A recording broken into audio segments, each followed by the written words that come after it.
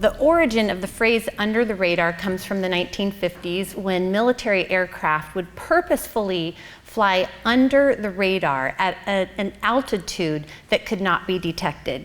Culturally, the phrase under the radar can have several definitions. One, without attracting notice, in an undetected or secretive manner, doing something or without people noticing.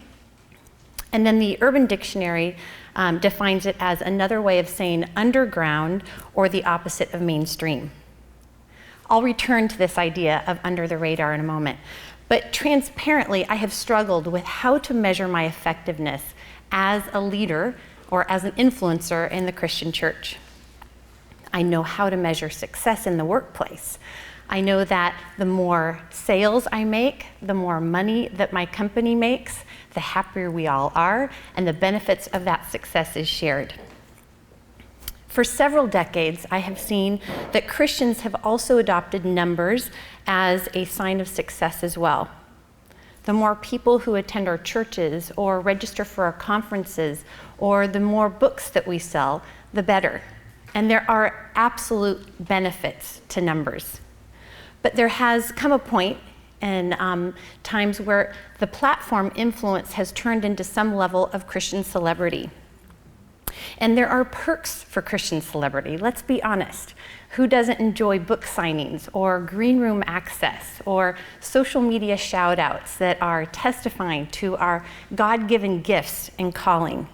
And we all want recognition, and in fact, we are built to receive affirmation for those in whom we share community.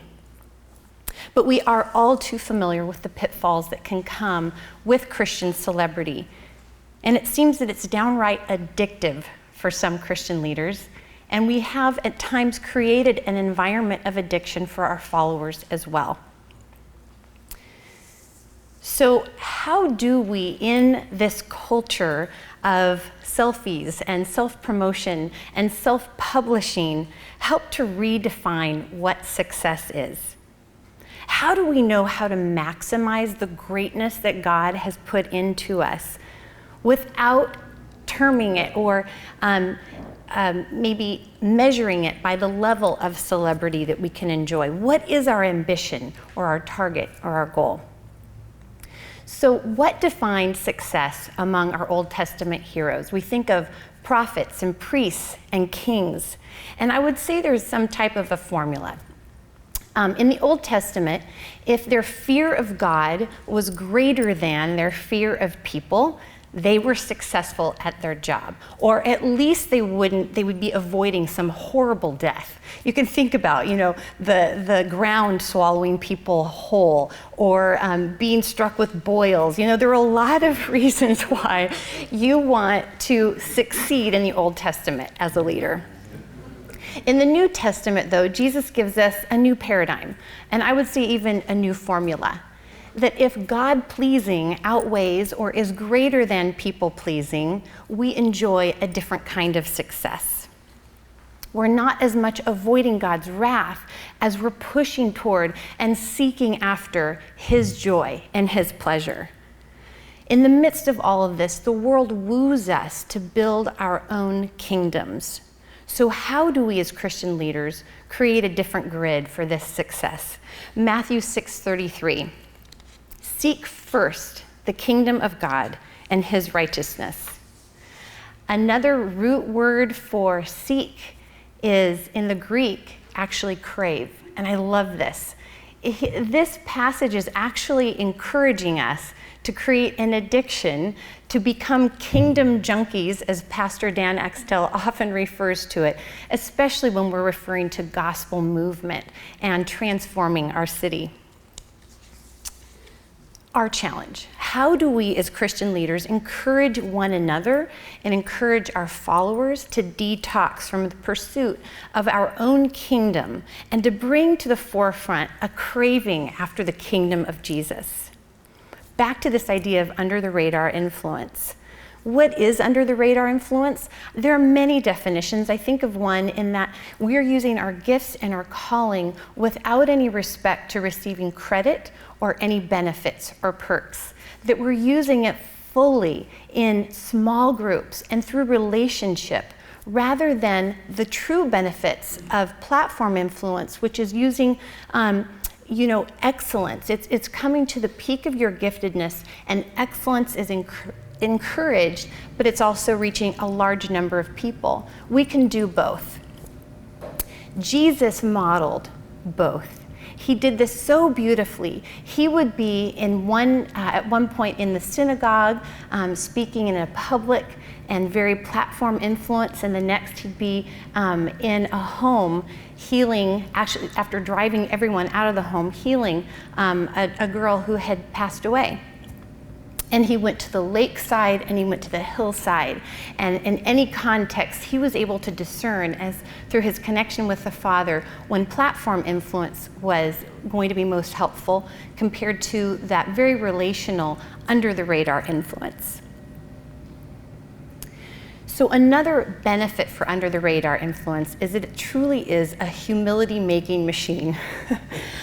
Humility is such a key part of our walk with Jesus. It keeps us right in tune and right in the center of his will. I'll share one example. There have been many in my life, but I have a friend who every fall has a pretty elaborate and special outreach luncheon for some influential ladies in an area where I live. And she has speakers that join them and are just encouraging them. Sometimes it's really more of an evangelistic message. It's a great opportunity. And one day she came to my house a couple of years ago, and she said, so I'm having my luncheon, and I'm thinking about who's gonna speak. And I'm like, yeah. And she said, how about if your friend speaks? She's so fabulous. I've heard her. She's an author. Wouldn't that be great? And I'm all, yeah, that's great. Of course she would love it. I'm gonna call her right now.